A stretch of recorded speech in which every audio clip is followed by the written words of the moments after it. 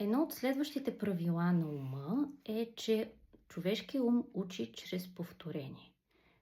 Ден след ден, повторение след повторение. С всяко повторение на някоя дейност се изграждат невронни връзки и те във времето стават все по-здрави и устойчиви и в някакъв момент се автоматизират напълно. Когато свикнеш да правиш трудните неща в началото на деня, се случва една дълбока промяна. От човек, който има усещането, че е потърпевш от всички външни фактори, започваш да се превръщаш в човек, който движи своя живот с много по-голяма увереност.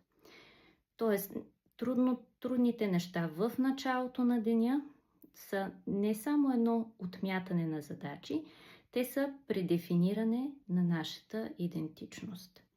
Целта да правим трудните неща в началото на деня е да освобождаваме ресурса, да събуждаме нашата вътрешна мотивация, да действаме в посоката на нашите цели.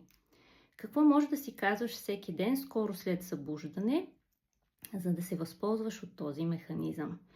Може да си казваш: аз съм човек, който избира да прави трудните неща в началото на деня, защото мога и защото съм способен да се справя много добре.